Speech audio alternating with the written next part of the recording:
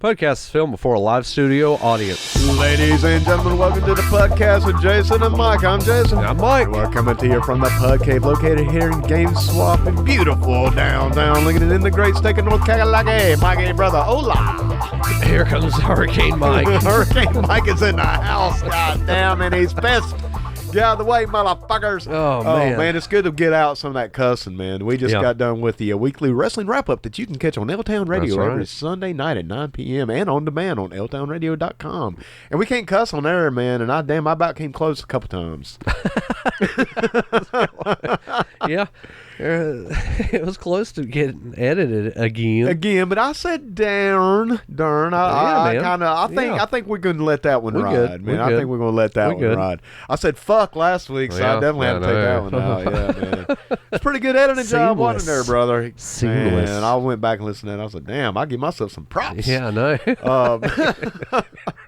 Well, Mike, man, I threatened to tell a story on the weekly wrestling wrap-up. I guess we need to go ahead and do that before I forget. Let's talk about what's going on, this week. I mean, you got tornadoes, you got snowstorms. Yeah, man. You got floods. Shit, dude. Biblical shit, boy. Oh, I'm telling you, do you think that flood has actually, kind of pushed the Startown Wild Man out of no, he can swim out of hiding. No, that some bitch can't swim, dude. And I know Startown had a little bit of flood, and I know it got some flooding down my way, brother. Oh yeah, I can imagine. Oh yeah, man, because we're right there on the river. Well, hell, I live off River Road, so for all you stalkers out there, putting it out there. I mean, Jesus Christ, man, if you're stalking me, the motherfucker, you need to up your goddamn game. I mean, River Road isn't just a clever name for that, right? Well, because it's on the fucking river. There you go. And dude, it like they had to close the road like right there where my house is. Mm-hmm. Like, I mean, you could see the river. It's scary. Yeah, it is, man. I hate it when it happens. Oh, dude, and they've had to close. I can remember maybe 3 or 4 times in my life where they've had to close the river, or the road off. And I know, man, a lot of people have been saying this, and it's a little cliche, but I don't think I've ever seen it like this, like for real, man. Right. This was next level.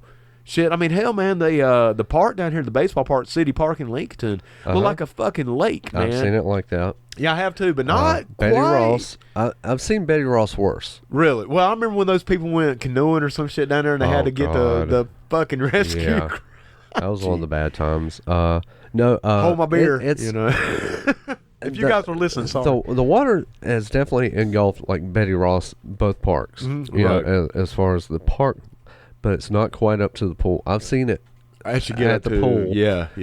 Engulf the pool. Right. And they had to close it down, obviously. Right. And redo a lot of that stuff with the pool, and pass the pool. Yeah. Right. So it hasn't got to that point yet. I've actually seen it. Just it's scary. I tell you, man, everywhere I'm at, I think that's really the worst I've ever seen it as far as coming up as much as it did. Because like I said, usually, man, it would just be a little bit on the road enough to close it down, but not to really, you could get a car through it, but now this was like, wow, man. I mean, you could, like I say, straight up throw a fishing line in that bad boy. And, man, it was crazy. But even on the way home, because I was actually at work when the tornado warnings and everything started happening. And I was actually on the 3rd floor. I actually work in the basement, the ground floor. Right. And I was talking to a friend of mine that I work with, and all of a sudden it came over to PA, seek shelter, go to the bottom floor. And she's like, what do we do? And I'm like, well, I'm going back to the basement. That's where I work. I'm going back to my office. Yeah. And, man, everybody was down there. It flooded. I mean, we had water coming in where I work. I just went outside and like, hey, y'all look at the water. I mean, but it was crazy, man. It was unique, man. I've never been in that situation, and we just kind of hunkered down, and let it ride out. But man, it was crazy. But yeah, dude, I don't know if the Startown Wild Man. I don't know what happened to him or her. I mean, we say it's Wild Man. It could be Wild Woman. We don't know. Hey, well, dude, we teased it on the wrap up, on the weekly wrestling wrap up. And I think we may have told the story on the podcast before, but for new listeners, I don't think so. I don't think we have, man. I think we've threatened to tell it. We've alluded. Yes. I think we've brought up the Startown Wild Man before, but we've never actually told the legend of the Startown Wild Man. So we said on there, if anybody was listening, if they want to hear the story, they could come back and check out the podcast, and we would tell the legend of the Startown Wild Man. So let's give a little background. This was. Man, we were in our early 20s, Because I was still living at my parents' house at the time. Well, on Startown Road. Right. Well, once again, for all you stalkers out there. There you go. Jesus, man. Like I said, I connect the dots. God damn, man. Dude, if I had people like outside my house, like, there's those PUD motherfuckers, and I'm going to be like, damn, no shit. Maybe we ought to have a Patron or a Patreon page. Yeah, I know. If we're going to have stalkers, I want to at least get some money out of this thing. Exactly. But we were in our early 20s, probably 22, 21, 22, maybe, you know, because I think I moved out around 22, 23, something like that. So anyway, man, we're drinking age. Right. But barely. Barely, yeah. And I think that was the barely part. Yes. Yeah. We were old enough to buy it, but like I said, we was still in that honeymoon stage where you drank every day. Yeah. You know, just because you could, you know. And I think it may have even been a Monday because... Oh, I know it was a Monday. It had to be a Monday because it was Monday Night Wrestling. Yep. But to give a little background on my end, I'd broken my arm. I had my arm in a cast. I'd broken my right arm. And so there was 4 of us. So anyway, let's go back to the 90s, probably 97 maybe, give or take. Yeah. Give or take. Yeah. And we're at we're at my parents' house. And my parents have a back screened-in porch. Mm-hmm. And this is where we would go outside to drink. You would smoke cigarettes, and me and the other guys would smoke other things. Yeah. So, you know, we were partying, man. We were having a good time. Yeah. We were feeling no pain. And you never really was much into the smoking, but me and a couple of our friends that were there were, you know, we had a blunt going on per usual. Yeah. It was Monday night, you know, a case of beer and a blunts. Anyway, so man, we're on the back porch, and I had the door closed. Obviously, it was a glass sliding door. Now, I'm gonna try to say this visual or audio, you know, to get the visual here. In a cast, you know, and with a broken arm in a cast and a sling, I'm sitting on the bottom step with my back against the door, the glass door. I'm leaning up against that. I don't know. Should we tell the names? Should we tell everybody who was there? I don't want to, because I just talked about smoking pot, but this was back in the 90s. Yeah. And I know a lot of people out there probably don't even know these people anyway. Exactly. Some would. So we'll keep the first names, maybe just first names. Yeah. Let's just do first names here. And I hope they're listening. I hope they listen to this show, and I would love for them to get a little shout out. So right across from me, sitting in a chair, is another man named Jason. Mm-hmm. Jason's a big dude, man. Yes. Jason was a hoss, man. Definitely a good guy to have on your side. Love Jay. To this day, we communicate on Facebook periodically. Love this guy to death, man. But he was definitely in the crew back in the day. All right, beside him in the corner with their back to the outside, and it's pitch black, man. It's night, you know. Yeah. It's pitch dark outside. Is you, and you have your back kind of, you know. We're all in a circle. We're all kind of facing each other, so you're kind of. Your back's to the wild, to the unseen wilderness behind us.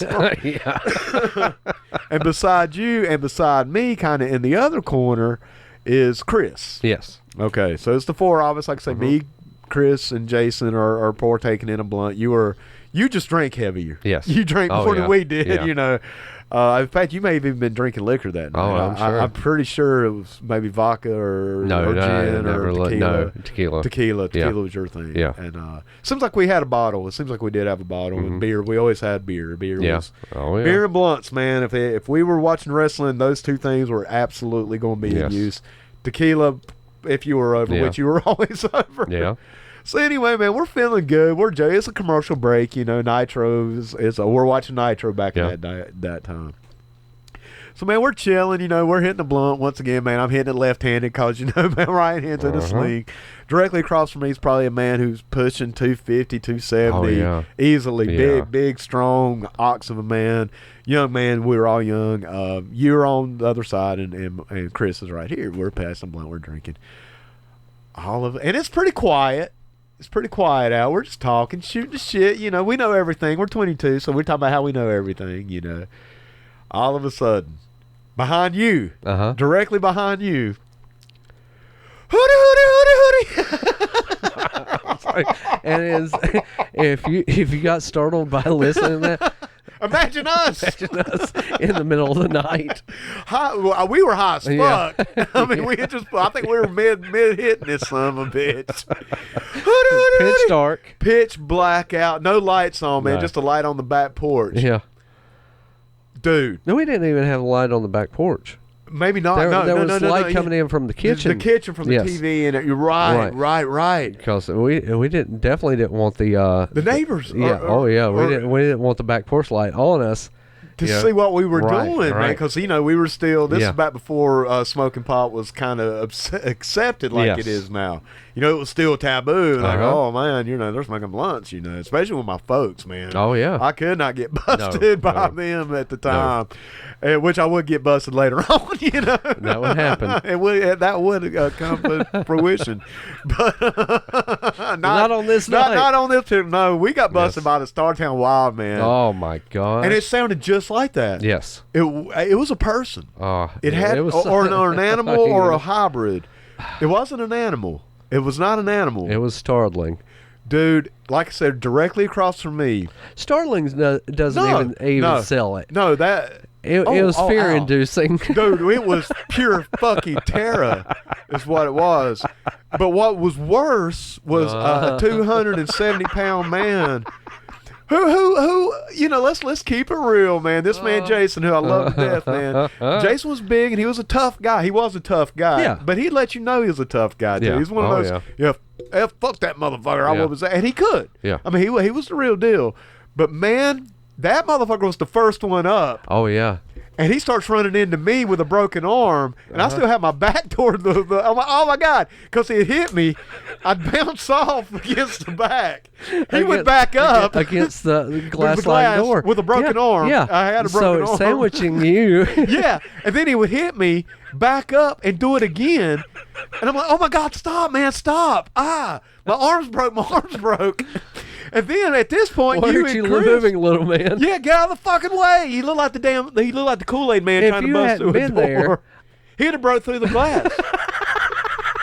No. But at this point, you and Chris are now joining in, and I'm like bouncing like a damn golf. There's something behind us. We don't know what it is. Why is this door not opening? And I'm like, holy shit, dude. I mean, finally, I'm like, stop. And I mean, my arm's hurting. I mean, thank God I had to cast. Thank God I was there to protect the door, because Jason's big ass would have straight up, like, hey, motherfucker. He would have straight up Kool-Aid man that shit. And man, so we get it open, and we're in there, and we're all like, oh my God. And then about an hour later, I think Jason's like, hey man, let's go find out what that shit was. And I'm like an hour later. No. And I'm like, no. I think not. I think I'm going home, boys. Yeah, I think everybody left, man. And I'm like, oh my God, I couldn't sleep that night. Yeah. But dude, that was, and so we affectionately started calling, because we talked about it to this day. We still talk about it, obviously. And I know even Jason on my Facebook will always put something about the Startown Wild Man. Mm-hmm. And that was what we did. We dubbed this creature, this hybrid. Yeah. Of half beast, half man, half whatever.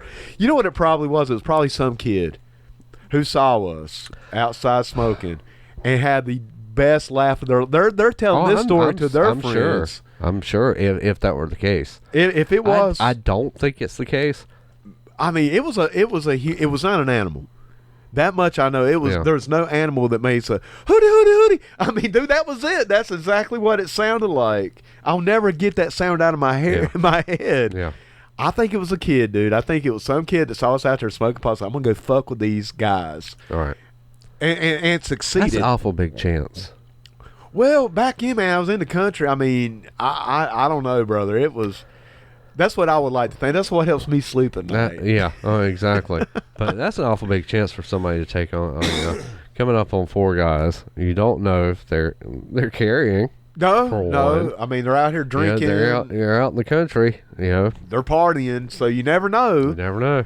But man, they hit. If that was the case, which I do, honest to God, man, the kid had big cojones if that were the case. But we would do shit like that when we were young. I mean, I did some stupid shit like that.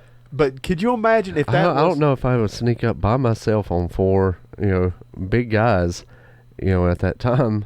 Well, at least one big guy. We were all kind of. I mean, we were doing the wrestling thing. Yeah, we were bigger than your average kid. I'd say, for sure. Yeah, maybe not Chris. I don't know what I would. But Jason was a big dude, man. Jason. I don't know if I would have been that dumb to do that. I probably would have been in my youth. By yourself. We don't know if they were by themselves, man. Startown Wild Man might have been in a pack. We don't know. I just know if it was the case, which I think it was, that kid has the better story to tell than we have to tell. That kid is still telling that story to his friends all these years. Yeah, I scared the fuck out of these 4 guys when they're outside smoking a blunt. I scared the shit out of them. Because but my biggest, or it could have been a hybrid that it could have been Startown Wild Man. It could have been a Startown Wild Man, and he saw Jason Reap there, and he's like, let me challenge this motherfucker. That's some good eatings right there. Did you just name the man? Yeah. I think you just put the man's full name out there, brother. Did I? I think you did. Yeah, I think you did. That's all right. I said Jason. I think you might have put his. I don't know. That could have. Yeah, it's all good. Can we brother. edit that out? No, absolutely. Need his address. Absolutely. Yeah. Well, he's on Startown. No, there you go. No, man, but that was a night. I just remember later on, about an hour later, Jason was the first one. Hey, man, fuck that. Let's go find. An hour later, you know, exactly. Like, man, it's gone by now. I think we did go outside. It seems like we did go out. Because it was like, yeah, man, let's go. You know, like I say, an hour later. I think we did. I was like, nah. Mike was like, I'm taking it to the house. I'm good, y'all.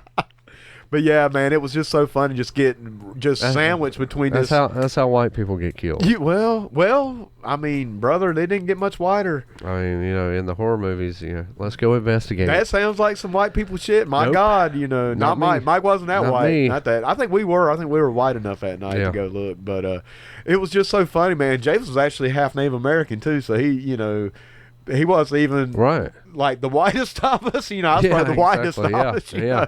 Well, Chris pretty white. He was pretty white. Yeah, he's about he whiter. He'd be clear. But nah, dude, I just remember Jason being so big and just running into me just over. Like he would hit me, bounce off, do it again, bounce off, do it again, and I'm just over here getting pinballed, man. Like, oh my God, my arm hurts. My arm hurts. We finally like I said, if I wasn't in the way, he would have went through that glass. Yeah. And not felt it. And not felt a thing, you know.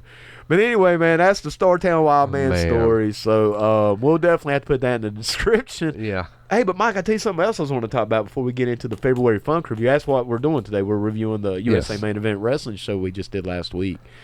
I actually watched something that was non-wrestling related on TV. Oh, yeah, you were telling me about this. Dude, I actually took some time off from wrestling and to watch a documentary, and I watched McMillions. Are you familiar with this? Yes. What it is, man, it was an HBO documentary, and it was about the fraud that was played on the Monopoly game through McDonald's. I know you're obviously familiar with the McDonald's, Monopoly game. Played it a lot. Sure, me too, man. We apparently didn't have a chance in hell of winning. No, absolutely not. I saw the description for this, and I'm like, man, I'm a documentary guy. I love documentaries. But hey, I was good with getting, the free drink and the fries, the apple pie. Yeah. Sure, man. I think I won a couple free fries. Winning. Yeah, dude. I mean, it's like a scratch-off ticket, man. You'll probably win your $1 back, I mean, why not? Yeah. How about scratching off? Well, let me tell you who didn't scratch off. That's this cat named Uncle Jerry, dude. Now, I don't want to give too much. Obviously, man, it's a documentary, so if you want a spoiler, just go online and look it up. I mean, it's all been put out there, like 20 years ago.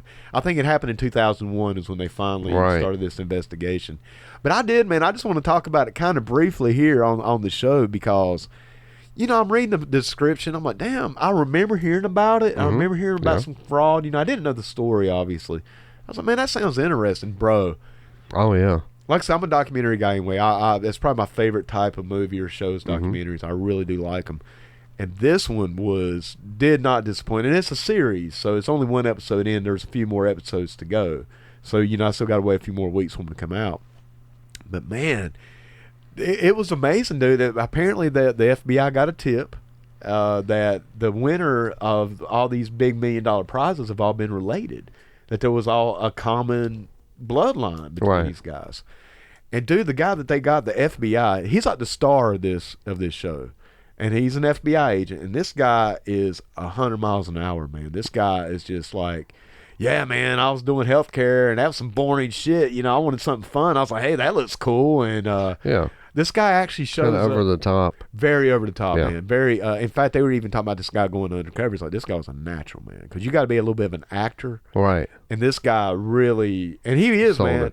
He sold it hard. But a couple things I was going to talk about, and I don't want to go too deep in case people do want to watch it or if they want to catch up. But one thing that really kind of stood out to me, well, there's two things, but one of the first things, well, this guy brought in the guys from McDonald's. Well, they didn't know how far up this fraud went. They didn't know. Dude, I mean, they were talking about they had to look at the drivers of the trucks, the people who manufactured the game pieces. I mean, there was a lot of people obviously involved in this thing. Right. And this was down in Jacksonville. This all happened down in Jacksonville, Florida.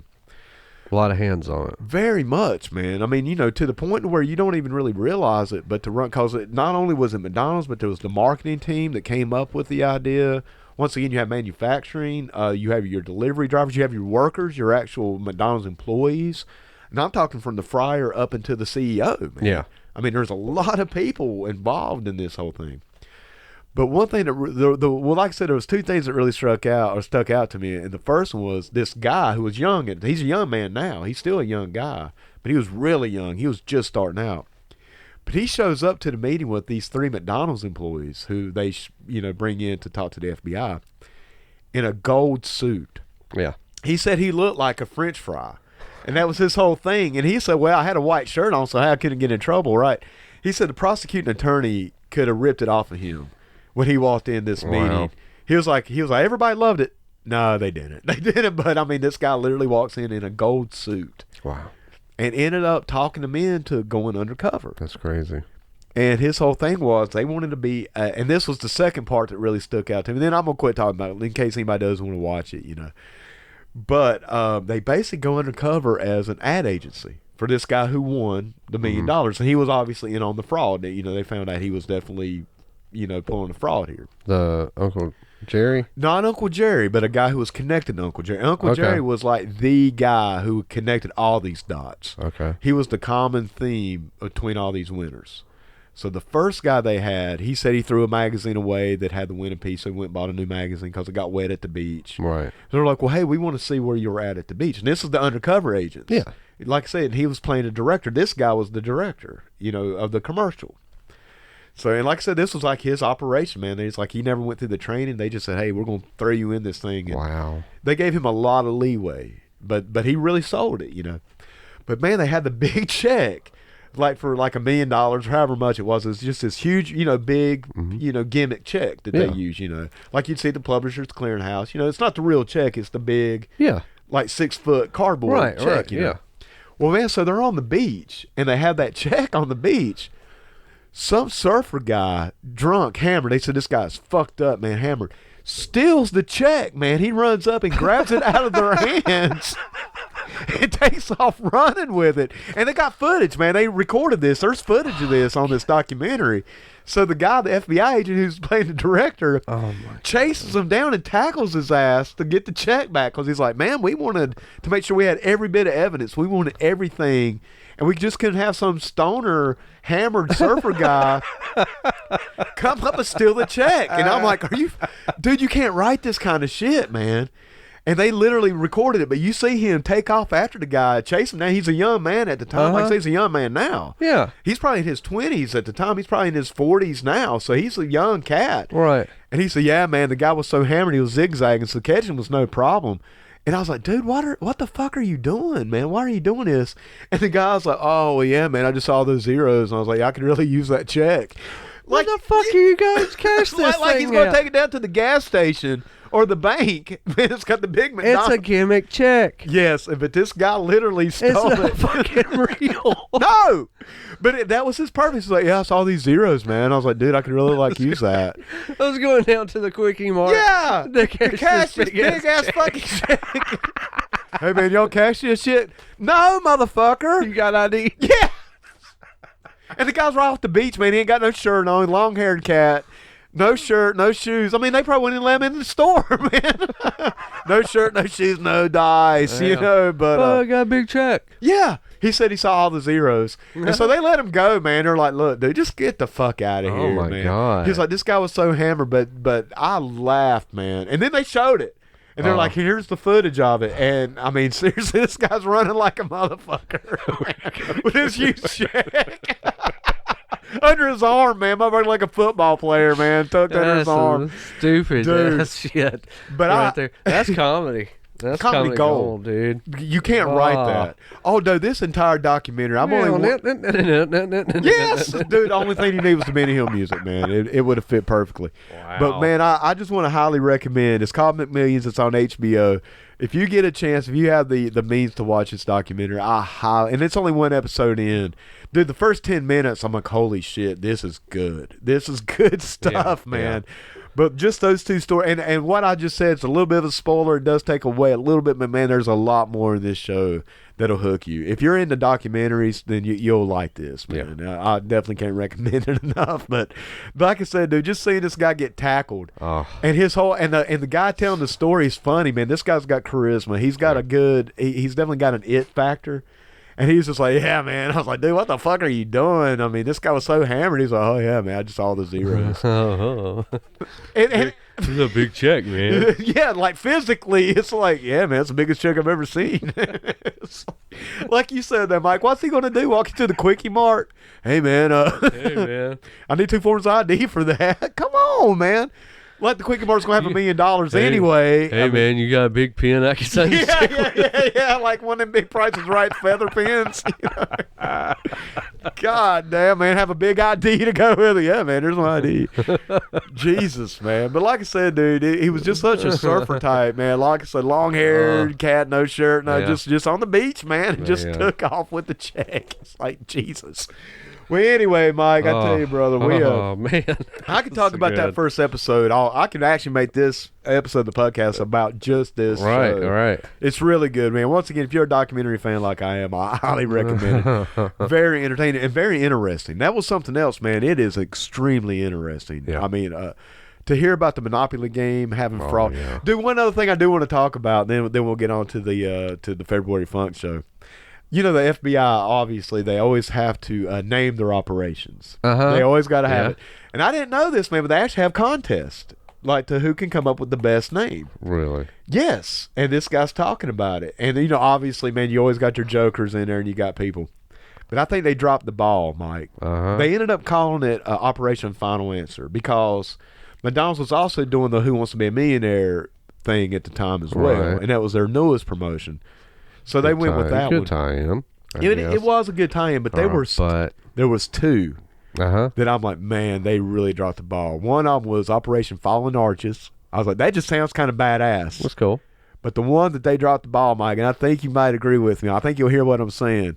When they said this and they didn't go with it, and they say, yeah, we didn't even send that one to the front. Operation Hamburglar. Man. Why did they not go with that? Oh, Operation Hamburglar? Are you kidding me? He was perfect, man. I think one of them was stale fries, which whatever. Yeah. Fallen Arches was like, okay, that's gold. That's serious. Golden. Yeah, that sounds like a movie. Yeah. For real. But Operation Hamburglar, man. And he was like, yeah, man, we didn't send that one to the front. Yeah. And I'm like, dude, that one. Right. That should have been the name of the documentary, actually. Operation Hamburglar. Gosh. Well, Mike. Wow. Anything on your end, brother? Anything before we get into the show? Anything you want to talk about? Any tales from the swamp? I think, well, the biggest thing is we didn't know if we were going to get to the show or not as far as February Funk.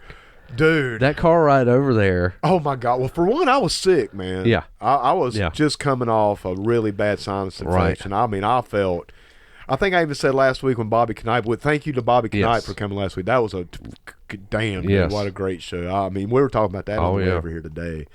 But there were moments Saturday that I was like, dude, I don't want to do anything. Right. I mean, you know, I'm sick, man. Yeah. I still was not feeling good. But that car ride over, man. Oh, I'm going to tell you what. Silliness. I'm not even sure how it started out. I don't know. You started it. Talking about people who pull their pants all the way down and their shirts up to pee. Yeah, that's how it started. What? Because you were talking about you can't flex any harder. Yeah, that's like the hardest flex you can do to somebody, man. Just to pull up beside them in a stall and just pull your pants all the way down to your ankles, pull your shirt up, and just piss, man. Just pee freely. That's the hardest flex there is, man. I mean, you flex. I mean, what are you going to say? It's like, damn, man, this motherfucker don't give a fuck, man. Yeah. And by that point, we're already in tears. I can't breathe. Down the road. but it triggered something in me that I'd seen from the AEW show. Dude, I laugh about it every fucking morning, man. I laugh about this every morning. Somebody at the AEW show had a sign that said MJF wipes his butt standing up. Dude, that shit has run over my head every fucking morning. I get on the road and I'm like, man, I bet this motherfucker wipes his ass standing up. We were talking about something, man. I don't want to put too much out there, but I met up with some people last night that I didn't really know, you know what I'm saying? And I was like, God, I was a little nervous, man, meeting new people. And we were clowning before, and he was like, hey, man, you ought to tell me you wipe your ass standing up. Hey, everybody. Yeah. What an impression that would have been. Oh, I know, right? I'm glad I did not go that route. Yeah. But, dude, I mean, I've thought about that so many times this week. Dude. I mean, by the time I had told you about that sign, I'm in tears. I can't breathe. Oh no, I'm hurting, man. I'm in trouble. Yeah. Oh yeah. Because I can't breathe. I can't signal. I can't do anything. I'm dying. I'm literally out of breath. I don't know that I can make it into the building. I can't even make it to the parking lot. Dude, I couldn't see. I was afraid I was going to run into somebody. Yeah. Because we're pulling into the mall or the strip mall as this is happening, and I'm afraid people's going to walk in front of me because I'm literally crying. And I don't feel good, man. My sinuses are still messed up. And I'm like, oh, I can't make it, man. I can't make it. Yeah. You know, we just need to pull over. Yeah. But, man, it started out just the whole pulling your shirt up to pee and pants all the way down to your ankles. Yeah, I think there was another thing you had talked about. The guy that rides. Yeah. The guy that rides the off-ramp lane. All the way to the end when there ain't nobody beside him. There ain't nobody beside him, man. I can see that if somebody's beside you and you can't get over. And I had that thought one morning on my way to work, man, because I get on 321 to go to work. And this son of a bitch, man, does that. I mean, I get over, man, as soon as I get on the entrance ramp. I ain't nobody there. It's open. Okay, cool. I'm going to come on over. This motherfucker rides it all the way to the very end. And I'm like, I bet this motherfucker pulls his pants all the way down to piss, man. I could just see it, man. He's just walking into the stall, looking around everybody, flexing, man. That's right. Fuck all y'all. Yeah. Just pulls his shirt up like Butters, you know, man. God. South Park. Just lets it rip. But no, man, I also did have that to introduce myself to new people. Hey, I'm Jason. I wipe my ass standing up. What's funnier than that? It's so ridiculous. It's ridiculous, man. It makes no sense, man. It's hilarious. It just makes no fucking sense, man. Oh. But I'm glad I didn't go with that. It just might be funny to me and you, but dude, I think it's fucking hilarious. I think it's comedy gold. Well, Mike, brother, we need to get on today's show, man, because we're actually another little tidbit here, man. I don't know when the show's going to be available, but we're actually bringing back the good news this week with the Reverend Doctor. Man, this has been a work in progress for months now. Yes. Man, we're looking at 6 months, different 7 months, man. Everything, yeah. It's hard to get everybody on the same page, so we're actually doing that today as well. So it's going to be a long day of recording, brother. We've already had a long day of recording, then a lot of long day producing, man. So we probably need to jump on into this bad boy. Let's do it. Let's do this thing. All right, man. When we start off the show, we're on the Facebook Live, man, and of course, Matt Burton introduces us, as you call him, Fat Burton. Yeah, that's what I said. Yeah, there you go. Still feel a little bad about that, man. I'm weird because I want to be the heel. Yeah. But I don't. I'm naturally not an asshole. Well, to some degree. To some degree, you can flex on people. I have been able to do a little asshole-ish things and say some asshole-ish things in real life.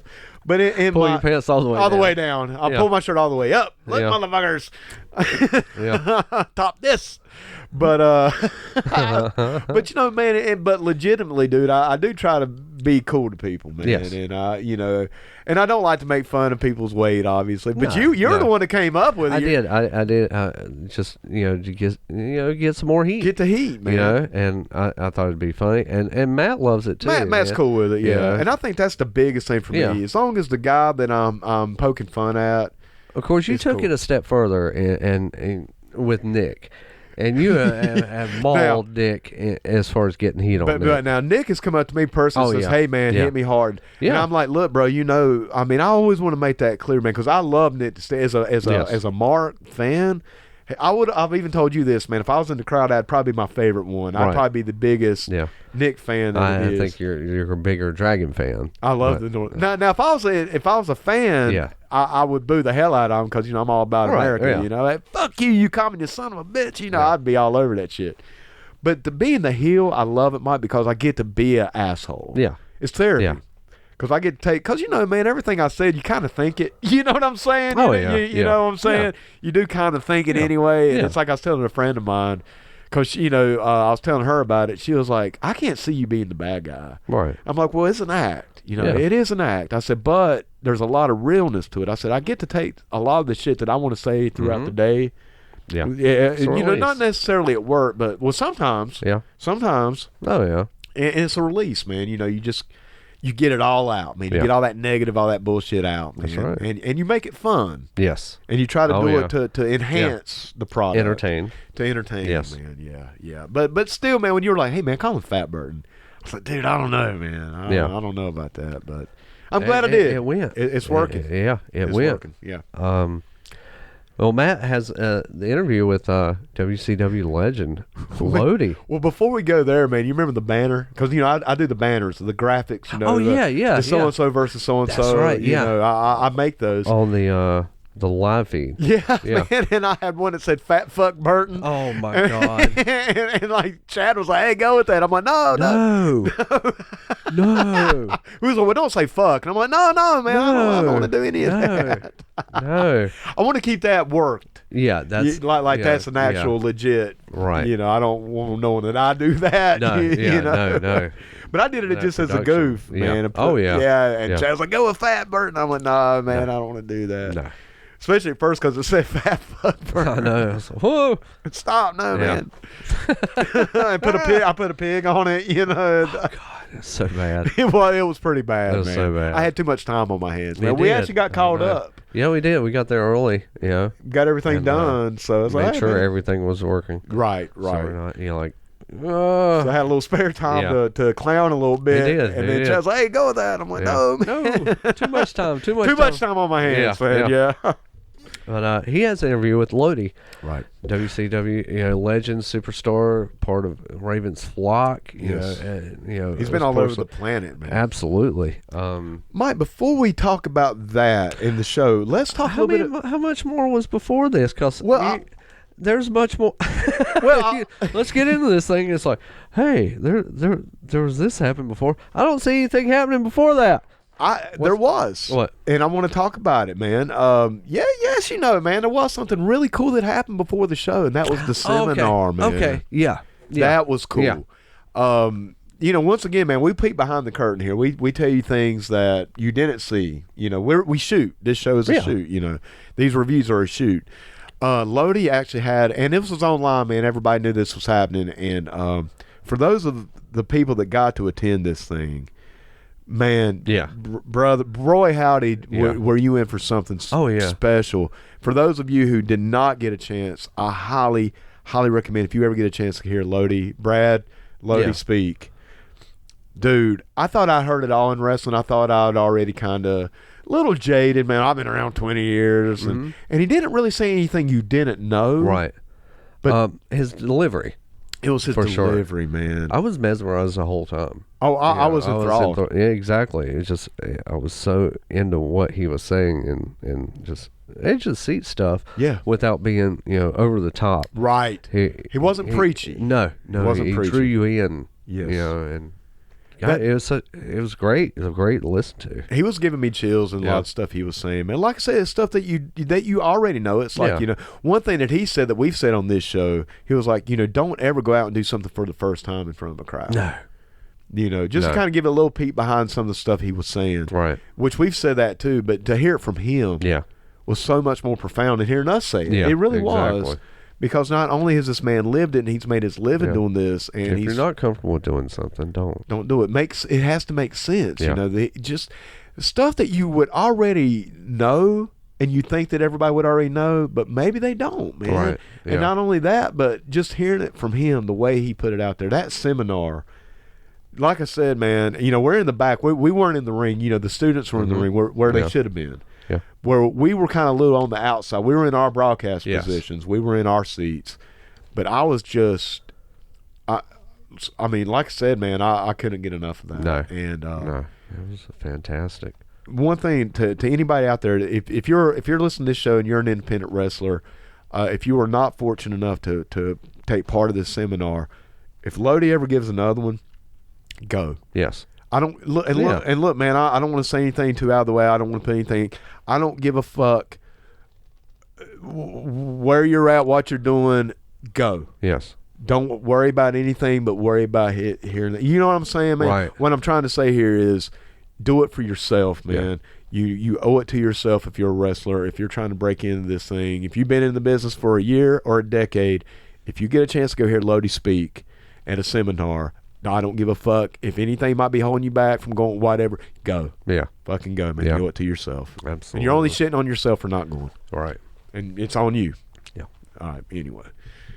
Great way to start the day. It was. It really was. Yeah. All right. Was there anything else that happened before that? Other than us just clowning around and being silly, nah, man, not really. Like I said, dude. Oh yeah. Okay. Yeah. Yeah. I got my copy of the NW. Yeah. WCW NWO Revenge box copy. That's right. Box copy. Yeah. I flexed on. You flexed hard, bro. I flexed on everybody else who had their loose copy. I got my box copy. You had it in the I box. put my flex on. Damn game store owner. Game store owner in the house. Hey man. Hey. Flex, brother. Hey. Flex on them.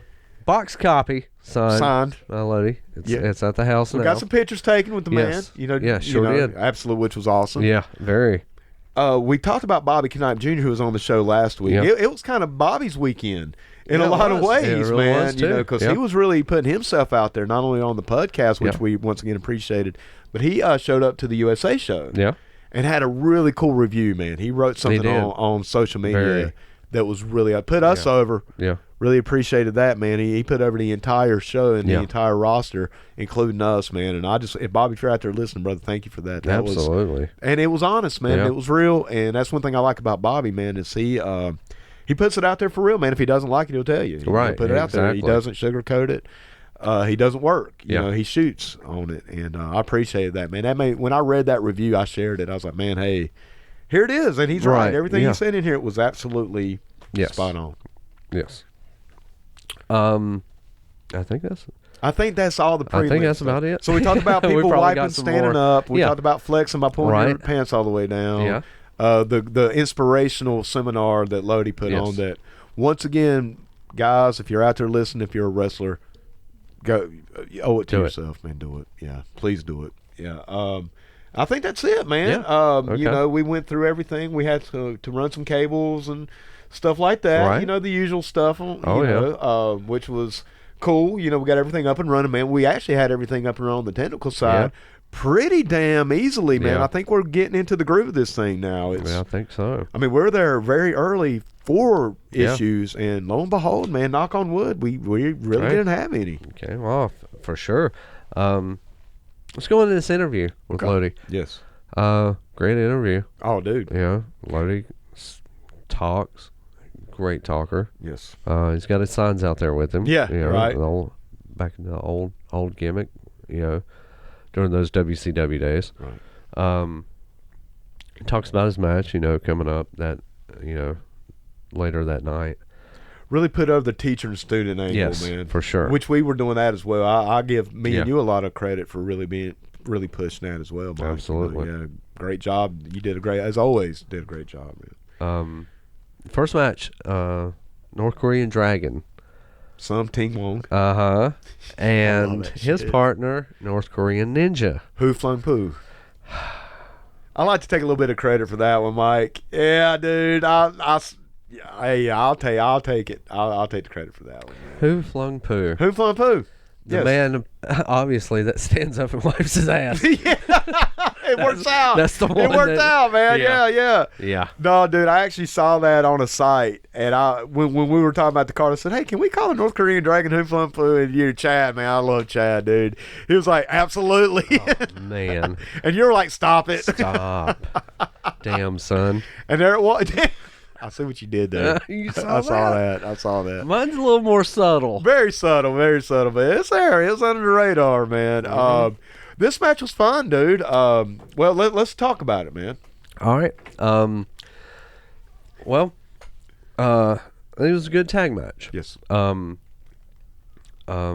It was revealed that the North Korean Ninja was actually Chase Anderson. Yes. Under the hood, the Rap. Getting a little revenge on the Dragon.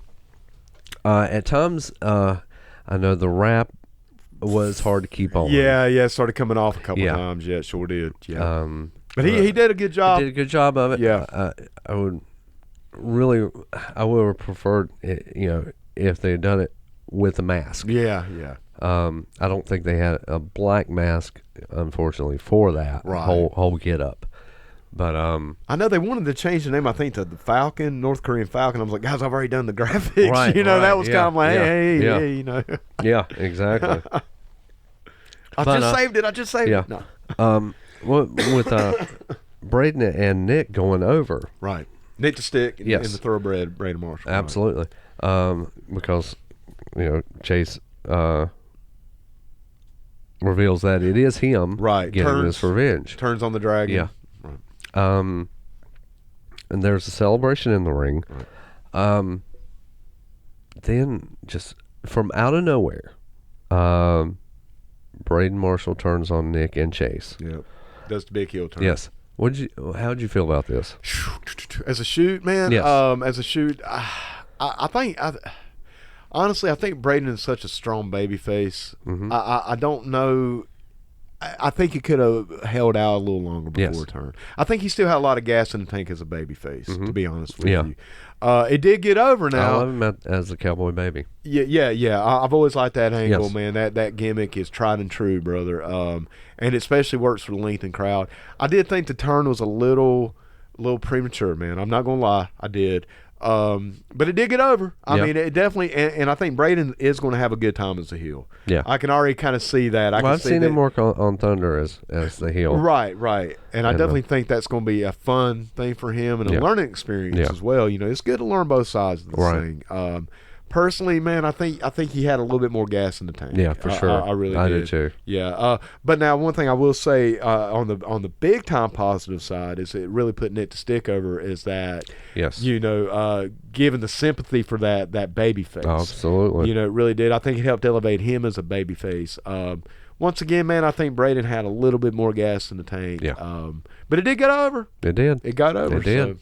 So, and at the end of the day, shock. It was very shocking. Yeah. Yes, yeah. And like I said, I do see Braden having a good time as the heel, and I think he'll be able to work that.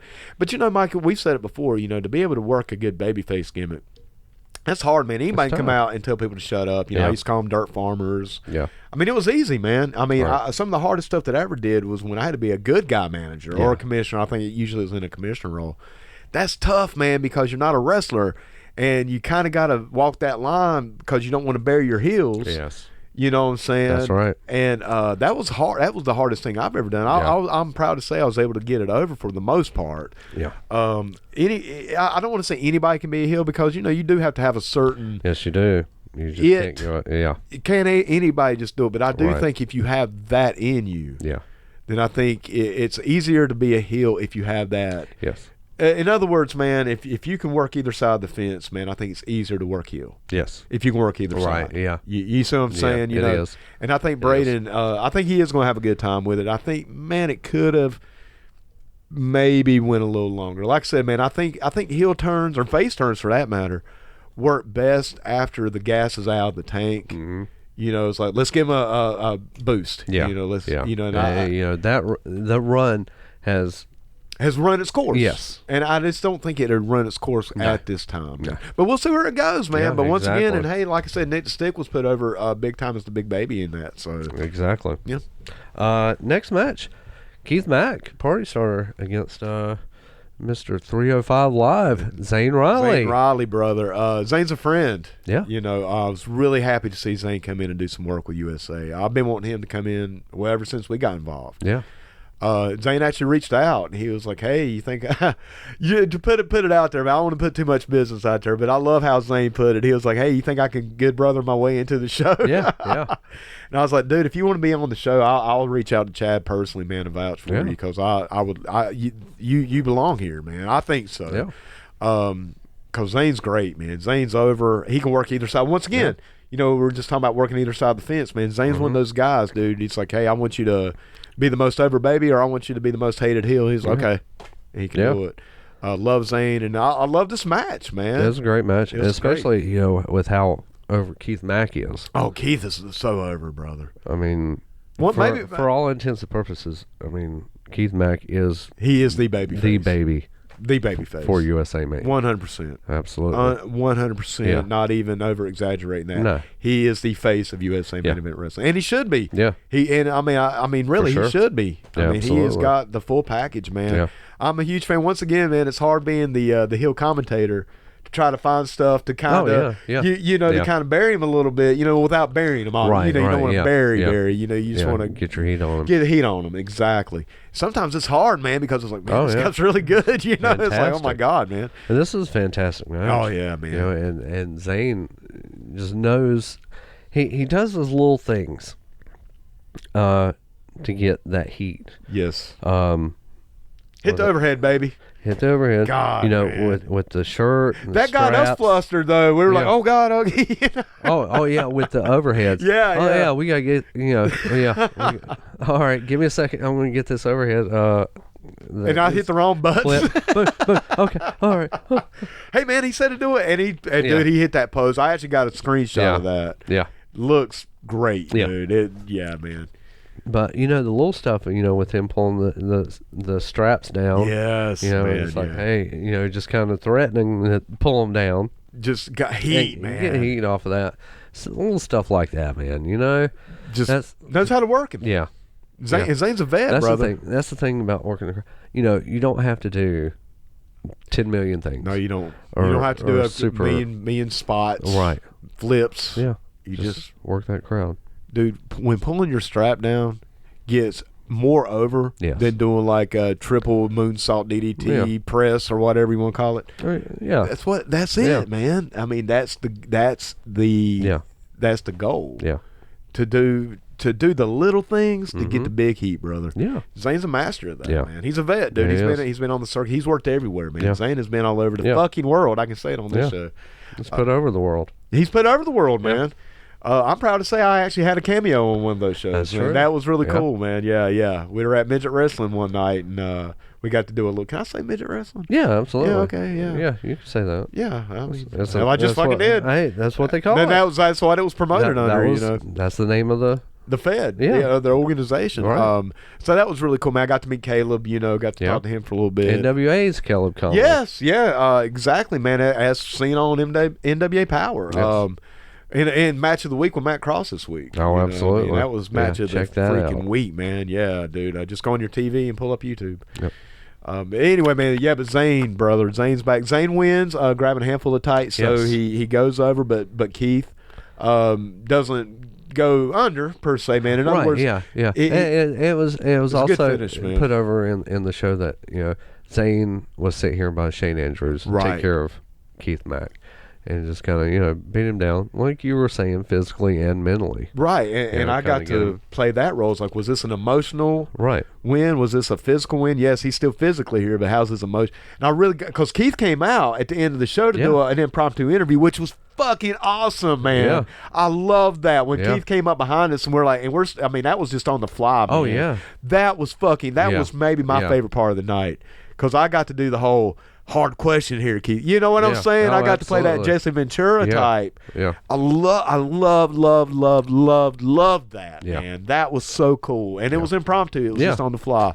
Loved that, man. And Keith can cut the best interview, the best promo, man. Okay, I'm getting all excited. Oh, yeah. I need to calm down. I need to calm down. But that was seriously, man, that was maybe the highlight of my night when Keith came out at the end and we're like, hey, come get in here, and let's talk about it. And, man, he was like, I'm here. Where are you at? I mean, Okay, Okay, man. No, it's great. It's great stuff. I'm getting excited, man. I need to calm down. Next up, interview with Viva Los Amish. Dude, these guys. Fantastic. I Phenomenal. love the gimmick. Great gimmick, man. I love what they're doing. Betsy the chicken, man. They had That's a chicken. a live chicken. And the chicken was over. The chicken was super The chicken huge. got over. Betsy, the chicken was super over. Dude, special stuff with Matt. Matt got some heat on himself. He probably shouldn't talk about eating some chicken. Especially. That was hilarious, which was just he's throwing. He fed me. He just threw you like underhanded pitches. Dude, I mean, for real, man, knocking him out the park, man. I mean you got to swing at him. Yeah, I mean, they weren't fastballs or anything. No, they were just underhanded. Granny pitches. Granny pitches, too. Of course, I'm going to say something about that. Of course, man. Yeah. I mean, how could I not? And I mean, I can't say Betsy's not making that hair alive, Yeah. No, but God bless Matt for having enough foresight and He already knew. He already knew, Yeah. and he had fun with it. Yeah. And I love. Dude, I don't know if we put Matt Burton over enough for his role as the governor, man. Yeah. This guy owns it, brother. Yeah. Matt's definitely got that theater background, and you can see it. Yeah. As far as, getting people hyped up about Oh, it. dude, announcing, his announcing abilities are just. There's none better. No. He's absolutely unsurpassed, not. man. No. Yeah. He just knows. He knows what to say, when to say it, And how to say it. how to say it. Yeah. No, man. As far as hype men go, Matt Burton, brother, is like unsurpassed. I've never seen anybody be able to hype up. And I'm talking myself, man. Oh, yeah. Even when I was a baby face, I mean, I'm like, damn, dude, It's tough. You can't. I mean, as far as I'm concerned, man, that's who. If that's your role, Yeah. and you want to try to hype up a crowd, then look to Matt Burton for inspiration, brother. Oh, absolutely. Yeah, man. I mean, you're not going to surpass him. I'm going to tell you that right now, but you can work for it. Yeah. Work like hell to get there. That's right. God bless you if you can, brother, because it doesn't get much better than Matt Burton, man, as far as that role goes. But yeah, these guys, Viva Los Amish, man. So they're Amish. Good. Yeah. With Danny Vegas. Danny Vegas, who is like the Vegas gangster type manager. He'd say he doesn't do the Amish thing. No. He's kind of his own character. Yeah. And you can watch the vignettes because they actually did vignettes for the show, before the show. And they were awesome. On their Facebook. And incredible. Dude, That's extra. That's the extra stuff I love. Me too, man. It's once again. I love anybody that's extra. Yeah, and man, we talked about it on the weekly wrestling wrap up with AEW how they've kind of mastered that art of the vignettes and the little the entertainment aspect of this thing. And that's exactly what Viva Los Amish did. Yes. Was they brought that little bit of entertainment, that little bit of extra icing on the cake. Yeah. And then they brought it in the ring. Yes. So there you go, man. That's a absolutely. 1-2 punch, brother. Yeah. And I love those vignettes, or that vignette, man. That was awesome gimmick. Because you could tell Danny Vegas is kind of like the guy who went out to Amish country to get these two big horses. Kind of taking advantage of them a little bit. Yes. But even though they were playing the baby faces. But not as far as he's not taking advantage of them in a I guess exploitive way. Yes, right, yeah, right. He saw the nothing talent. malicious. Right. But now he could also take that gimmick, because I know they work Kill a lot of times as well, and go that route. Yes. And take it to that extreme. Yes. But when you're playing the baby face, you can rein that back. Keep the gimmick. The gimmick's the same. Right. But gets it over in a different way, man. And I think that shows a lot for Danny Vegas and those guys as well. Yes, it does. As far as understanding how to play this game. Yeah. And they know how to play it, brother. And they played it well. Yeah, and me, I'm looking forward to this tag match because I'm a tag guy. I love tag matches. So I'm super hyped up about this.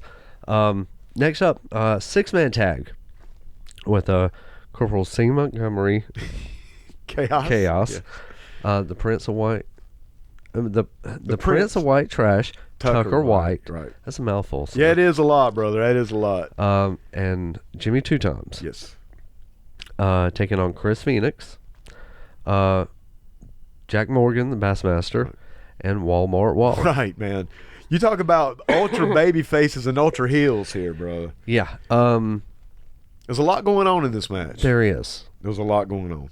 Me personally, I would have rather seen this not a 6-man, but just a regular tag. A tag match. With Tucker and Jimmy Two Times against Chris Phoenix and Bassmaster. To me, Corporal Chaos and Wal-Mart Wally, just too much. It was a little much, And man. it was long. And it was a long match. I think that was my only criticism of the match. It did go a little long. Now, with that being said, let me put over a couple guys. Well, I mean, they're all great, man. I mean, they all really work very well. Absolutely. But to me, the two standouts of this match, once again, and I put these guys over in the past, and and as far as I'm concerned, I'll put them over forever, is Tucker White and Chris Phoenix, man. Yes.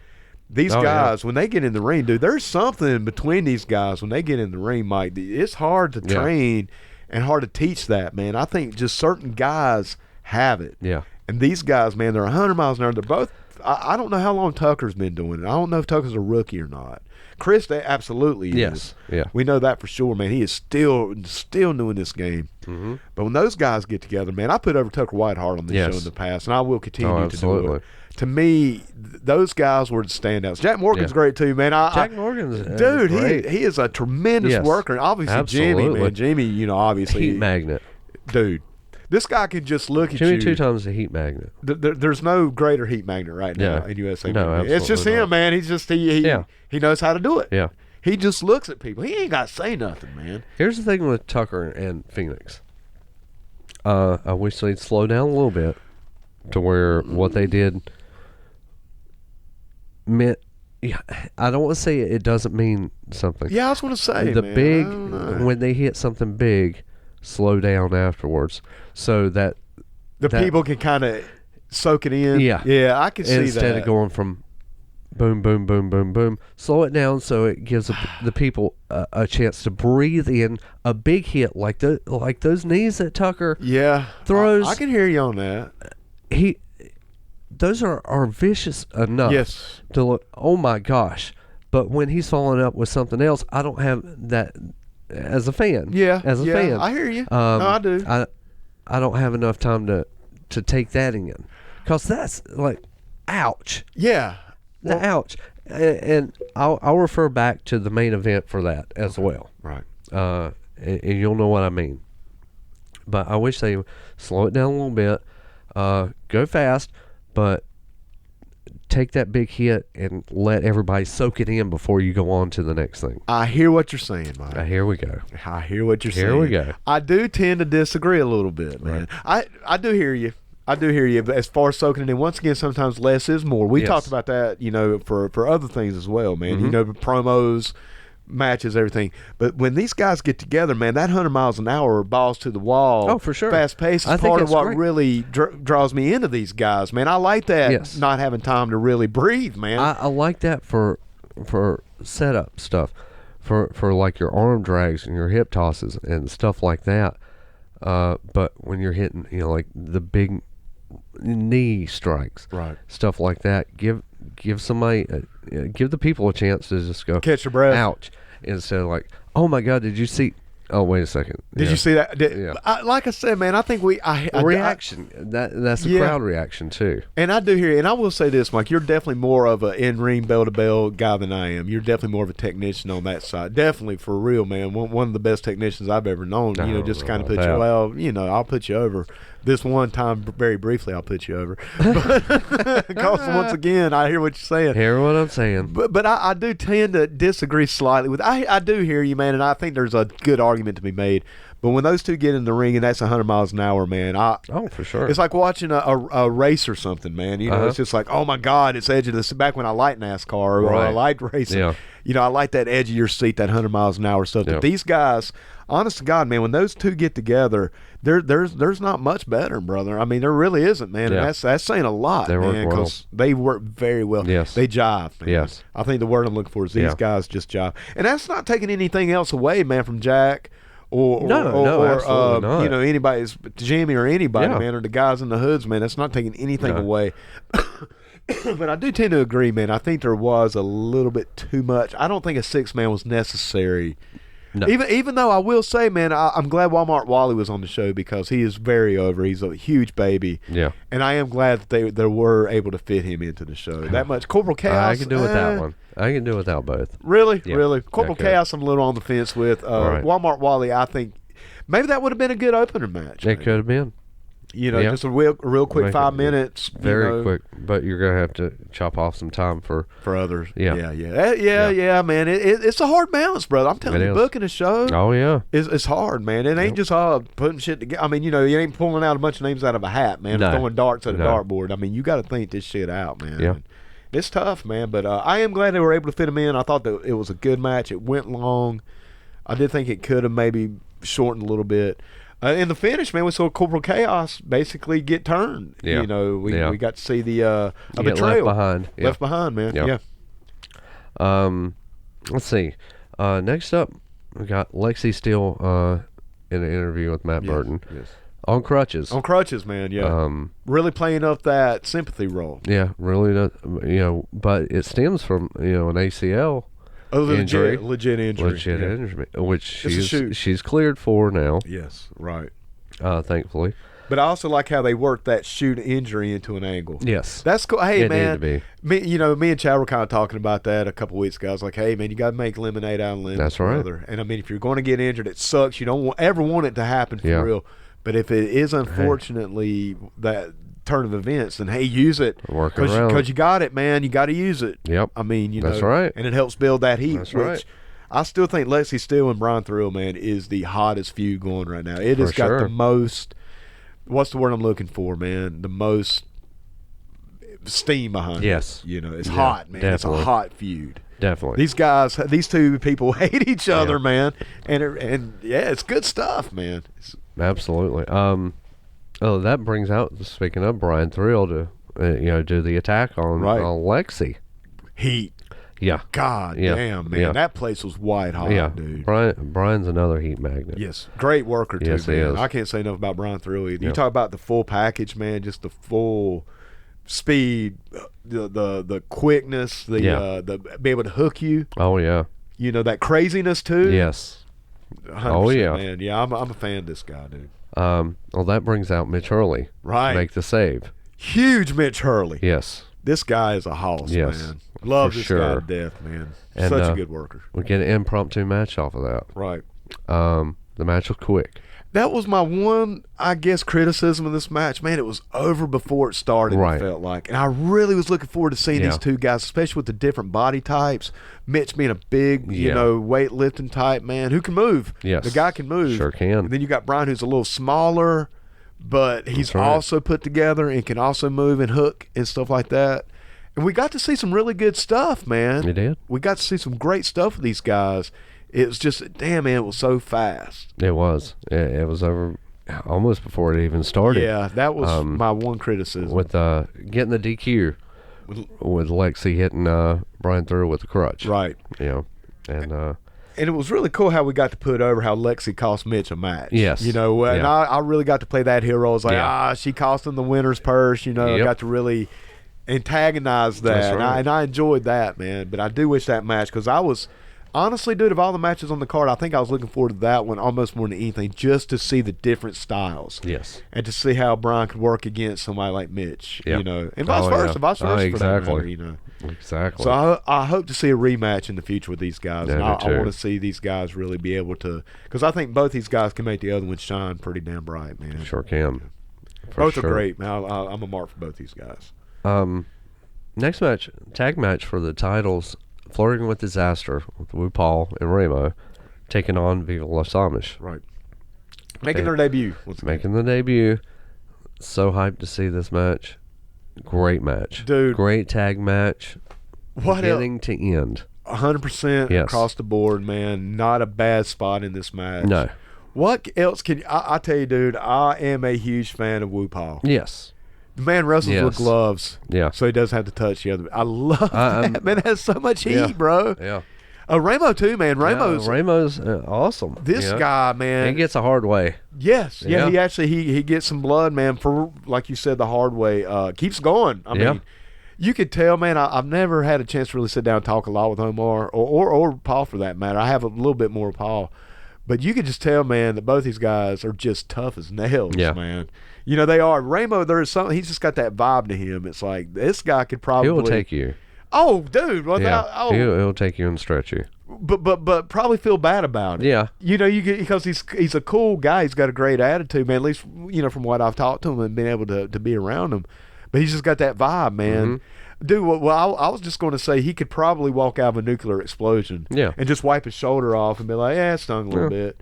I'm all right. Yeah, I mean, I can just see that. He's just got that vibe. Stuff happens. No big deal. Yeah, I'm all right. Kind of just brush it off, you know, keep on going. And everybody else is in ashes. You know? Exactly. Remo just walks out, man. Right. You know, I'm good. Same thing with Wu Paul, man. This guy, you know, for one, man, you can tell both these guys are in the gym. You can tell both these guys take their body seriously. They take their conditioning seriously. Even Wu Paul, when I got a chance to interview him in character, you know, he was talking about the gym, the diet, you know, all these different aspects, this discipline that you can tell the man has in real life. And gloves. And the gloves, man, it's I love. Little things like that. It's those little things, man. In fact, dude, Wu Paul, it's hard for the fans to pull against him. You can tell, man, the fans want to pull for him because he is just so over. Yeah. And like I said, I think Ramo is the great balance for him. Yes. Because Ramo's to the point, man. He's serious. He reminds me of a Dean Malenko like type. A straight shooter. Straight up, man. Yep. He will hook you. He'll hurt you. He'll put you down. And in the show, he'll love it. But in real life, he can do all those things. Yes. And probably, you know, maybe feel bad about it if push comes to shove. And then you have the Amish. Man, I tell you what. These two, well, one of them's really big. Yes. It looks like a barn. I think I even refer to him as a barn. And the other guy's more kind of a Brian Thrill type, man, kind of smaller, more cagey, you know, more of a technician type. Yes. He looked like the kind of guy that would wrestle you down for the last biscuit. Yeah. You know? Hezekiah and Zebekiah. Yeah, which I never could get those names right, dude. God damn it, man. I have a slight impediment, dude. There's just certain things I can't pronounce like these guys' names, and I felt bad, dude. I didn't want to. Yeah, seriously, man. I was like, hey, Mike, it's really cool I get to be the heel because I can play it all. Oh, yeah. But the truth of the matter is, man, it's hard for me to pronounce these words like in real life. But great match, man. It was great. With Flirtin With Disaster picking up the cheap victory. Yeah. Once again, man, they kept their heat, they kept the win, they kept the belts, and the Amish looked good. They came out looking like roses, man, smelling like roses, and leaving a great impression on everybody. And I hope those guys come back. Absolutely. I want to see the Viva Amish be on. I want to see them be on every card, man. I really do. But I just want to put over Ramo and Wu Paul once again, man, just real quick. I love Flirtin With Disaster. They are the dominant team. They are the faction in USA Main Event Wrestling. And, man, once again, those guys, I mean. Oh, yeah. It's an honor. It's an honor to call their matches, man. It just is. I mean, you know, I could say the same thing about Mitch, Hurley, Brian Thrill as well, man. It is, and I mean, really everybody, but man, it's an honor to be able to just call these matches, man. You know, it's awesome. Main event. This is one we've all been waiting for. It's been built up. Lodi taking on his student, Peterbuilt, and the rest of Flirtin With Disaster is with him. You know, during this match on the outside, my gosh, this is okay. Now, wow, yeah, everything about this, and Lodi looks incredible, dude. He's got to be in the best shape of his life. Yes. He's pushing 50 years old, and this guy looks amazing, man. Yeah, he looks good for a 20-year-old. Yeah. Yeah.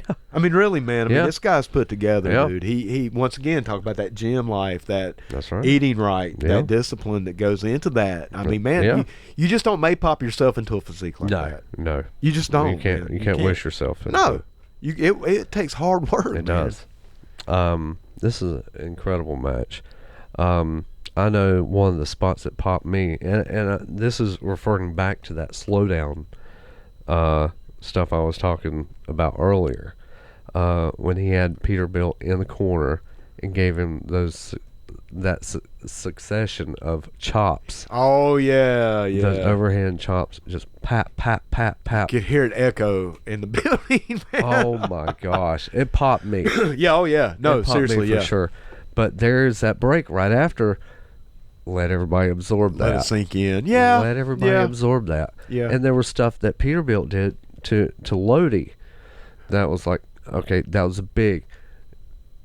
Let it absorb. Let it soak. Yeah. Let it stew a little bit. Yeah. What I loved about Peterbilt's work in this match, man, is he played that heel role he did. so well, so man. Good. He would get a good move, he'd get some heat, and then he'd pose. Yeah. It's the little things, man. Like that. That keeps your heat on you, and it also makes it make sense to when you have the comeback put on you. That's right. People don't realize that either, man. It's like you do that to give your opponent time to come up. Yes. It keeps you over. It keeps both of you over. Yeah. And, Mike, we were talking about this on the weekly wrestling wrap-up, and I definitely want to talk about it now because I can cuss on here. Because I don't think that I was able to do it enough justice without being able to throw some colorful language in. Right. When Lodi came out, man, and at some point in that match, there was some point in the middle of that match where the people were really coming alive. Yeah. They got to the point where I had to take off my fucking headphones. Yeah. And me and you looked at each other, and I mouthed. I didn't say it on the microphone. I was like, God damn, what the fuck? It hurt.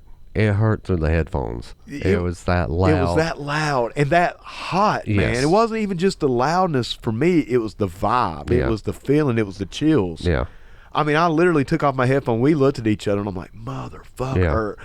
I cussed. I said some curse words. Here's the thing. When we're there, and we're doing the commentary, and we've got our headphones on, a lot of the headphones is to block out audience noise, so we can hear each background other. noise, that we can hear each other and hear what's going on. On the mics. On the mics and what we're putting over, talking between each other. Because it's hard to hear us talk over the fans, right?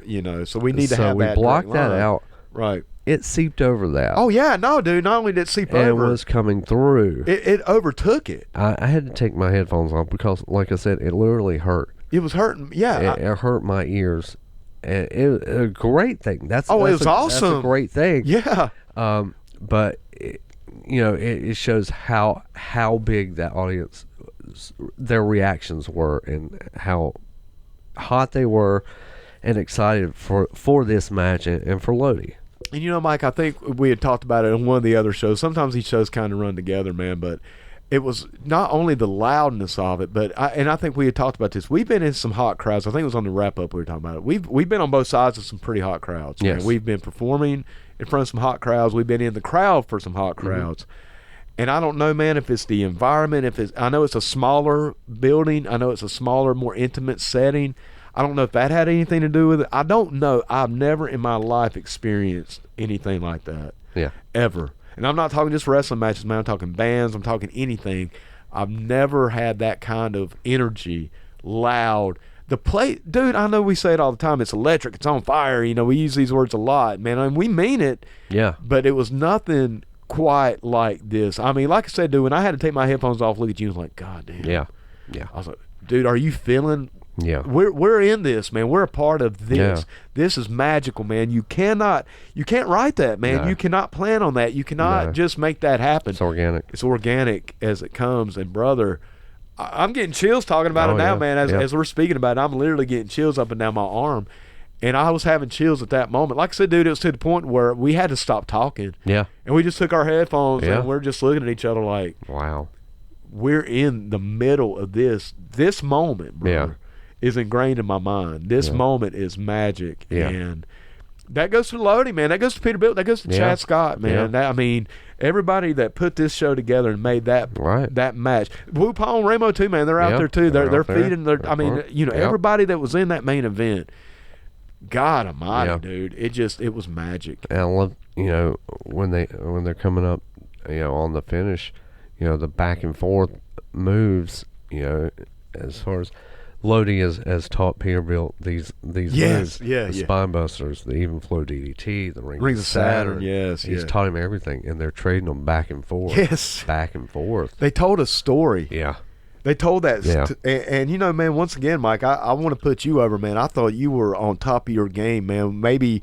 Probably the best performance I've heard you do yet, man. You get better every show, man, and you were on point. I was a little nervous about this. I was extremely fucking nervous, man. I'm over like, oh my God. I try not to think about it until after the fact. But man, when you have that kind of stuff going on, it's there. Yeah, it's there. But I got to put me and you both over, man, and I don't try to put myself over a lot, man, but I'm going to really put you over. I think that that our commentating about that was just like, man, he has taught him everything he knows. He taught him everything that he's taught him. We were there. Yeah. I mean, we were there when Lodi was using these moves on Nitro and doing all this stuff. This is, I don't know. It's so hard to explain. It's surreal, brother. It is. From our viewpoint, I mean, wow. I want, obviously, Mike, I want to continue to get better. I want to continue for this thing to grow. But, man, honest to God, if Chad called me right now and said, look, dude, we don't need you anymore, man. The PUDs are out, man. We're done. Yeah. I would be completely cool, man. Yeah. I'm like, dude, I've done. Look what I've done. Yeah. Not saying I want that, Chad. If you're listening, we want to be at the next. We want to be in March Mayhem. This is sweet. It took me a while to look at it and look back at it and go, wow, we were there, man. Wow, we got to narrate this thing, man. We got to. I mean, and dude, I mean, just to be, when you're caught up in the moment, and even sometimes beforehand, you really don't think about it. You don't have time to think about it, right, or reflect on it. But that Sunday comes, and it's like, wow, jeez. To me, it's usually about an hour after the show. Really? To about an hour when I get home and I calm down. I get a little something to eat or something. Yeah. I'll go spend a little bit of my money at the gas station. I'll go buy some junk food. That's kind of my little thing. And I'll go back and I'll eat some chips or something, and I'll go back and I'll watch some of it. Yeah. Sometimes I'll just kind of skip through because I want to try to catch a little bit of highlights before I go to bed. Right. And that's when it really started hitting me. I'm like, fuck. Yeah. And then I get nervous, man, and then that's when kind of the nervousness. I'm like, oh my god, oh my god, we just did that. Right, like, yeah, oh, shit, oh my god, It's almost like if you do when I bungee jumped that one time, it didn't really hit me till I was done. I'm like, oh my god, I just fucking jumped off a building. Right. It feels like that, but in a much cooler, better way. Yeah, exactly. But it's still, man, it's surreal, brother. And like I said, just to kind of reiterate that before, because I know we got to shut down, man. We're running a little long here, but. At that moment when Lodi was making his comeback, and Peterbuilt was getting all the heat, and that crowd got so loud and so emotional. Yeah. Once again, man, for me and you to take our headphones off and just—I remember looking at you, man. We caught eyes and we're like, fuck, dude, this is real, man. Yeah. And we're here. Yeah. We're a part of this thing. Yeah. Once again, Chad Scott, thank you. Yeah, absolutely, man. Thank you for letting us do this thing, man. But Lodi taking the win. Yeah, let's get back to it. Yeah, let's quit. Lodi taking the win and getting the measure of revenge on Peterbuilt, and redeeming himself. You know, Peterbuilt still looks great. Comes out looking better than he went going in, bro. Yeah. Once again, man, that's the art of pro wrestling. Absolutely. Is to quote unquote lose the match and come out looking better than you went in. Right. And Peterbuilt did that. Yeah. Absolutely. And Lodi came out looking, once again, man, master storyteller. Yeah. And we got a hell of a story that night. We got a story for the ages. Sure man. did. We really sure did.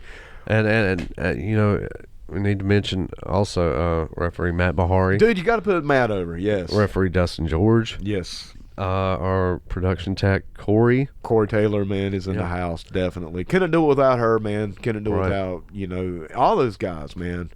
Matt Bahar, like you said, you brought him up. Got to give him his shout, man. Everybody involved in the show, man, and man, I'm glad you brought up Corey because she is a huge part. She's in the background. Yes. She has that. I've always said that crazy role of being very, very important, but not necessarily out in the spotlight. Yes. Because without her, man, you don't have the music, you don't have the pyro, you don't have all this cool. That's an integral part of the hype of these matches. I mean, even Bobby Knipe, in his review, was putting over the pyro and the music and everything else. And Corey does that. She makes that happen, man. And she doesn't get to be like me and you, who get to broadcast and be put out there and get a little bit of that spotlight. Obviously the wrestlers, even the referees, man, they get to be out there and they get to get the boos or the cheers. The referees always get their, catch their shit or get their props. And Corey, man, be in the background. So I'm glad you got, that you had enough forethought to bring her up, Mike, because she's just as important as anybody else, man. Absolutely. And want to give – this is the Corey Taylor appreciation segment of the show right here, man. We do appreciate her. And we're a team, man, because we all kind of work together. It's the three of us that kind of keep the ball rolling on the technical side, man. And God bless her because, man, we got a cool person to work with. Exactly. Mike, brother, anything you want to end us with, man? I know we got to get the good news going here, brother. Can't wait till the next big show, which is in March. March Mayhem. First Saturday Yeah.